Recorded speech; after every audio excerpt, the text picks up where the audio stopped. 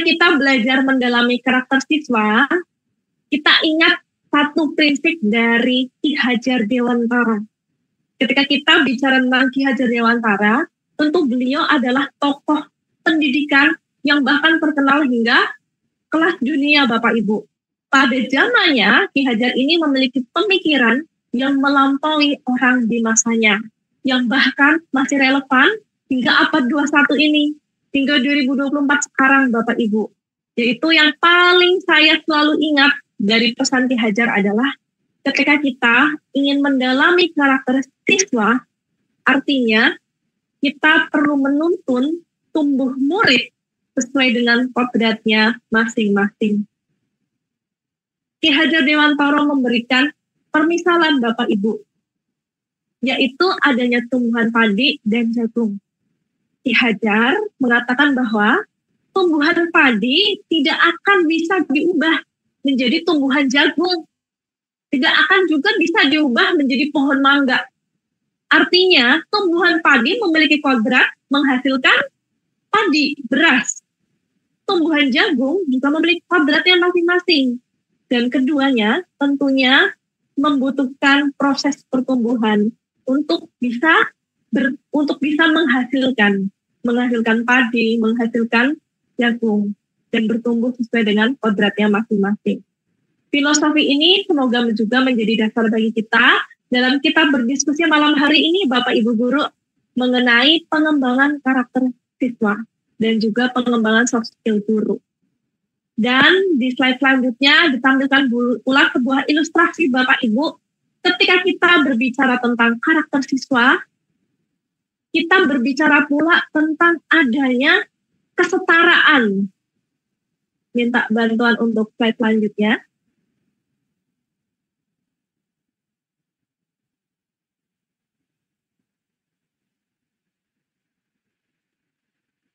Di slide selanjutnya.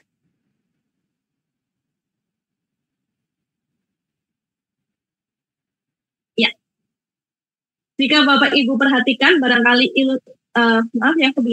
barangkali ilustrasi ini pernah Anda lihat, tentunya karena ini ilustrasi sangat familiar, yaitu equality dan equity.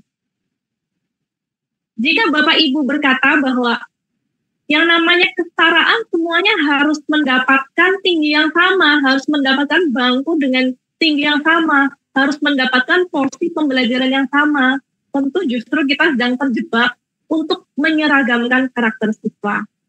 Maaf, bisa di slide selanjutnya, di slide sebelumnya, di slide sebelumnya yang equality dan equity. Ya, terima kasih. Tetapi jika kita berbicara tentang kesetaraan Bapak Ibu, justru keadilan bukanlah berarti kita memberikan bangku yang tingginya sama untuk masing-masing siswa. Ada siswa yang baju biru, dia memiliki postur yang lebih tinggi daripada siswa lain, tentunya dia tidak membutuhkan bangku itu ya Bapak Ibu untuk bisa menonton pertandingan baseball di lapangan. Untuk siswa berbaju merah, dia perlu satu buah bangku untuk bisa melihat pertandingan yang ada di lapangan baseball. Dan untuk siswa baju ungu membutuhkan dua.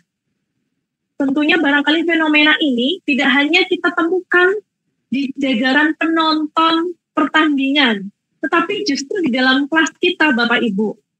Manakah yang kita sajikan bagi siswa kita? Apakah yang sebelah kiri ataukah sebelah kanan?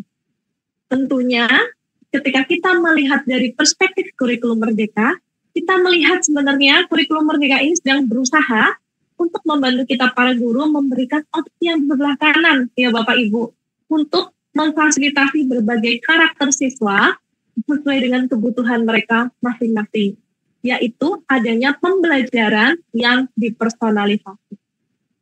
Baik, Bapak Ibu, semoga ilustrasi ini menjadi pengingat kita semuanya, dan kita akan kemudian beralih ke slide selanjutnya, bahwa tentunya kita sebagai guru perlu mengembangkan keterampilan untuk bisa mendalami karakter siswa kita, Bapak Ibu. Kita tidak bisa langsung secara otomatis ketika kita menyandang jabatan sebagai guru, berarti kita mampu. tentunya seperti pensil, kita harus terus diasah agar runcing. Kita terus bisa diasah agar bisa digunakan untuk menulis secara nyaman. Dan begitulah pula kita semua Bapak Ibu Guru. Guru perlu mengembangkan keterampilan untuk dapat mendalami karakter siswa. Pengembangan keterampilan guru dalam mendalami karakter siswa tentunya adalah sebuah upaya untuk meningkatkan kemampuan kita semuanya sebagai guru dalam memahami dan juga merespon karakter siswa. Barangkali terkadang kita bingung, waduh ketika saya menemukan siswa secara khusus seperti ini, apa yang harus saya lakukan? Bagaimana saya meresponnya? Barangkali bukan hanya Bapak Ibu Guru yang baru saja menjadi guru. Barangkali Bapak Ibu Guru yang sudah berpuluh-puluh tahun pun masih mengalami ya Bapak Ibu Guru ya.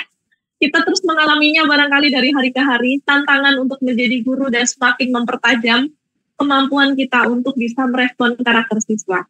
Dan tentunya ini penting untuk dilakukan karena karakter siswa adalah salah satu tonggak utama untuk mencapai keberhasilan pembelajaran. Siapa yang tidak ingin pembelajaran kita berhasil? Pembelajaran berhasil tentunya bukan hanya ketika siswa mampu melewati KKM, tetapi tentunya ketika karakter siswa pun terwadahi dan karakter siswa pun dapat direspon oleh kita, guru. Dan kita juga bisa merespon masing-masing karakter siswa. Lalu bagaimana kita meresponinya Bapak Ibu Guru? Bagaimana ya kita sebagai guru bisa mengasah pensil kita untuk menulis? Bagaimana kita mengasah keterampilan kita untuk bisa mendalami karakter siswa? Kita akan mulai terlebih dahulu Bapak Ibu Guru dengan yang disebut dengan keterampilan. Di slide selanjutnya akan ditampilkan dua istilah dalam keterampilan yang barangkali sudah tidak asing bagi Bapak Ibu Guru, yaitu adanya hard skill dan soft skill. Di slide selanjutnya, ya, hard skill dan soft skill. Apa bedanya? Slide selanjutnya, sebelum kita membahas lebih lanjut mengenai keterampilan guru, kita akan mulai dahulu dengan masing-masing pengertian keterampilan ini ya Bapak Ibu, karena malam hari ini tentu diskusi kita secara spesifik akan membahas soft skill. Tetapi tentunya kita juga perlu mengingat kembali apa itu hard skill. Saya coba sajikan di layar perbedaan hard skill dan soft skill.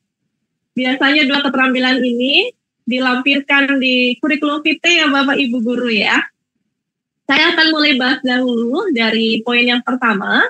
Ketika kita berbicara mengenai hard skill, ini berarti adalah keahlian yang berkaitan dengan pengetahuan dan kemampuan yang teknis.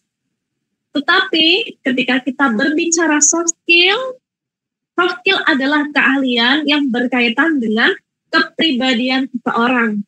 Barangkali sudah mulai ingat kembali Bapak Ibu Guru ya perbedaan soft skill dan hard skill. Jadi hard skill teknis, soft skill kepribadian. Poin yang kedua, ketika kita berbicara hard skill ini dapat dipelajari melalui pendidikan formal, melalui pelatihan khusus ataupun kursus. Contohnya Bapak Ibu Guru mengikuti diklat hari ini, tentunya ini adalah harapannya sebagai bentuk pengembangan hard skill. Ketika Bapak Ibu Guru dahulu mengambil studi S1, S2, maupun sudah ada yang doktor, PPG, dan lain sebagainya. Berikut adalah contoh hard skill. Ada pula barangkali yang mengambil kursus lain, itu juga adalah bentuk pengembangan diri hard skill. Lalu untuk soft skill, umumnya dipelajari melalui pengalaman, melalui observasi, dan interaksi sosial. Pada poin yang ketiga, ketika berbicara hard skill, tentunya hard skill ini penting untuk membantu kita semuanya dalam melaksanakan tugas-tugas pekerjaan kita. Tetapi ketika berbicara soft skill ini berperan penting dalam interaksi kita Bapak Ibu, dalam kita berkolaborasi, dalam kita memimpin.